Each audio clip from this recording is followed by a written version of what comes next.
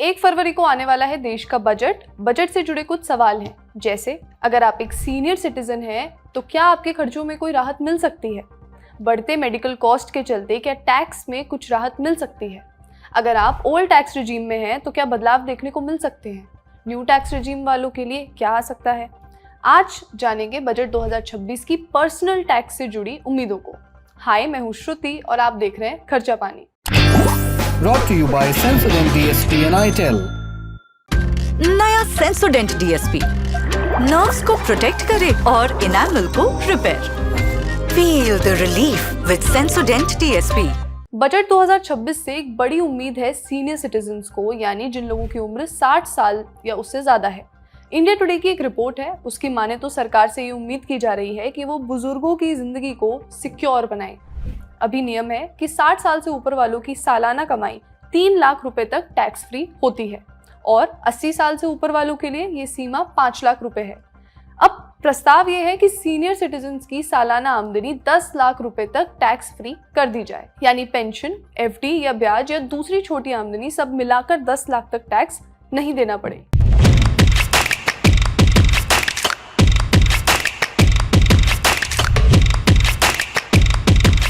इसमें खास ध्यान 60 साल से ज्यादा उम्र की महिलाओं और 80 साल से ज्यादा उम्र वाले लोगों पर है, क्योंकि इस उम्र में कमाई के मौके कम होते हैं और खर्च ज्यादा। इसके अलावा अभी सेक्शन 80 टीटीबी के तहत एफडी और सेविंग्स अकाउंट से मिलने वाले ब्याज में से 50,000 रुपए तक टैक्स छूट मिलती है। प्रस्ताव ये है कि इस सीमा को बढ़ाकर 1 लाख रुपए कर दिया जाए। बजट से ये भी उम्मीद है कि सीनियर केयर को हेल्थ केयर की तरह रेगुलेट किया जाए। अब बात करते हैं सेविंग्स और रिटायरमेंट बेनिफिट्स की। मनी कंट्रोल की रिपोर्ट के मुताबिक बजट 2026 में रिटायरमेंट सेविंग्स का मुद्दा अब धीरे धीरे आगे आ रहा है, खासकर एन्युइटीज का। एन्युइटीज माने पेंशन जैसी रेगुलर इनकम। रिपोर्ट के हिसाब से 2022 में भारत में लगभग 15 करोड़ लोग 60 साल से ऊपर हैं और ये संख्या 2036 तक 22 करोड़ पहुंच जाएगी, यानी हर 7 में से 1 इंसान। और यही वजह है कि रिटायरमेंट प्लानिंग और एन्युइटी जैसे प्रोडक्ट्स की डिमांड बढ़ रही है और महत्व भी बढ़ रहा है। अब जो बड़े सवाल हैं वो ये है कि एन्युइटीज पर जो टैक्स लगता है वो रिटायरमेंट वालों के लिए भारी पड़ता है। आज अगर कोई एन्युइटी पॉलिसी से हर महीने पैसा लेता है तो उस पूरी इनकम पर टैक्स लगता है। इसीलिए एक्सपर्ट्स कह रहे हैं कि बजट 2026 में एन्युइटी इनकम पर टैक्स में राहत मिलनी चाहिए ताकि लोग इन रिटायरमेंट इंस्ट्रूमेंट्स को अपनाएं। एडलवीस लाइफ इंश्योरेंस के डिप्यूटी सीईओ सुब्रजीत मुखोपाध्याय की मनी कंट्रोल से बातचीत में कहना है कि एन्युइटीज ही लंबी उम्र तक पैसा खत्म होने की चिंता से बचाते हैं, लेकिन अभी टैक्स बर्डन पूरी तरह कस्टमर की जेब पर आता है। अगर उसे टैक्स फ्रेंडली बनाया गया तो सोशल सिक्योरिटी की कमी भी दूर होगी। मनी कंट्रोल की रिपोर्ट बताती है कि भारत के इंश्योरेंस सेक्टर में पिछले साल कुछ बड़े बदलाव आए हैं, जैसे जीएसटी 2.0 के तहत इंडिविजुअल इंश्योरेंस प्रोडक्ट्स पर 0% जीएसटी। इस सेक्टर में 100% एफडीआई की शुरुआत भी हुई। लेकिन अब अगला कदम ये होना चाहिए कि रिटायरमेंट प्रोडक्ट्स पर टैक्स ट्रीटमेंट को सुधारें ताकि सेविंग्स को एक सही दिशा दी जा सके। अब आते हैं अगले पॉइंट पर। नया टैक्स रिजीम आज की तारीख में लगभग किसी भी डिडक्शन की परमिशन नहीं देता। मतलब अगर आपने हेल्थ इंश्योरेंस लिया है, प्रोविडेंट फंड में पैसा डाला है या घर की ईएमआई भर रहे हैं तो नए टैक्स रिजीम में सरकार ये नहीं पूछती कि आपने इस पर कितना खर्च किया है कितना नहीं, टैक्स वही लगेगा। लेकिन पुराने टैक्स रिजीम में क्या होता था?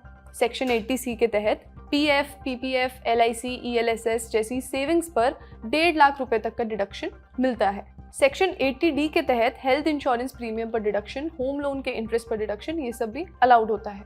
यानी अगर आपने ये खर्च किए तो आपकी टैक्सेबल इनकम कम हो जाती थी। लेकिन नए टैक्स रिजीम में सरकार ने कहा कि हम स्लैब तो ईजी कर देंगे लेकिन डिडक्शन नहीं देंगे।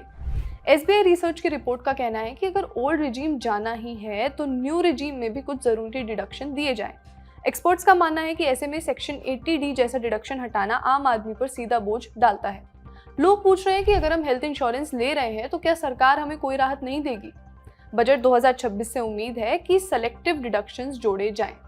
सेक्शन 80D जैसा health insurance deduction, retirement savings जैसे एनपीएस बेनिफिट्स भी। बजट 2025 में सरकार ने नए टैक्स रिजीम वालों को बड़ी राहत दी थी। सैलरी पाने वालों के लिए स्टैंडर्ड डिडक्शन बढ़ाया गया था और सेक्शन 87A की छूट 60,000 रुपए कर दी गई थी। इसका मतलब यही हुआ कि कई मिडिल क्लास टैक्स पेयर्स की टैक्स देनदारी जीरो हो गई। लेकिन दूसरी तरफ जो लोग अब भी पुराने टैक्स सिस्टम में हैं उनके लिए ना तो स्लैब बदले, ना कोई नई छूट मिली, ना डिडक्शन बढ़ा, यानी दोनों सिस्टम्स के बीच का फर्क और ज्यादा बढ़ गया। एक्सपर्ट्स का कहना है कि सरकार चाहती है लोग न्यू टैक्स रिजीम अपनाएं। लेकिन सवाल यह है कि अगर ओल्ड टैक्स रिजीम खत्म नहीं किया जाता है तो उसमें किन बदलाव की जरूरत है, क्या वो आज की रियलिटी के हिसाब से अपडेटेड है? फाइनेंशियल एक्सप्रेस से बातचीत में सीए सुरेश सुराना ने बताया कि इतने सालों में महंगाई बहुत बढ़ गई है, बच्चों की पढ़ाई महंगी हुई, रिटायरमेंट के लिए ज्यादा सेविंग्स चाहिए, लेकिन टैक्स छूट वहीं की वहीं अटकी है। इसी वजह से मांग उठ रही है कि बजट 2026 में 80C की लिमिट बढ़ाकर 3 लाख रुपए की जाए या फिर इसे महंगाई से जोड़ दिया जाए ताकि डिडक्शन आज के समय में सच में काम की बनी रहे। 80C के बाद अब आते हैं 80D पर। पिछले 10 सालों में हेल्थ इंश्योरेंस की प्रीमियम तेजी से बढ़ी है, खासकर कोरोना के बाद। इलाज महंगा हुआ है, अस्पताल का खर्च बढ़ा है, लेकिन टैक्स छूट वहीं की वहीं रह गई है। आज भी सेक्शन 80D में खुद और परिवार के हेल्थ इंश्योरेंस पर ज्यादा से ज्यादा 25,000 रुपए की ही छूट मिलती है और सीनियर सिटीजन के लिए 50,000 रुपए। ये लिमिट आखिरी बार 2015 में बदली गई थी।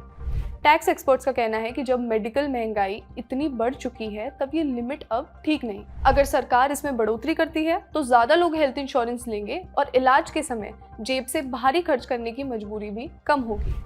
अब बात करते हैं होम लोन के इंटरेस्ट डिडक्शन की। घर खरीदने वालों के लिए भी टैक्स में राहत की तस्वीर कुछ ऐसी ही है। होम लोन के ब्याज पर सेक्शन 24 सबसेक्शन बी में जो छूट मिलती है उसकी सीमा आज भी सिर्फ 2 लाख रुपए है।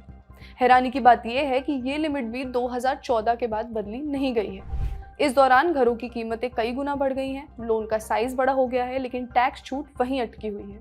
सरकार ने बीच में सेक्शन 80EE और 80EEA जैसे ऑप्शन जरूर दिए थे, लेकिन वो सिर्फ पहली बार घर खरीदने वालों के लिए थे। टैक्स एक्सपर्ट्स का कहना है कि अगर इसे घरों की कीमतों या स्टैंप ड्यूटी की बढ़ती दरों से जोड़ा जाए तो 2 लाख की ये सीमा आज के रियल एस्टेट मार्केट से मेल नहीं खाती।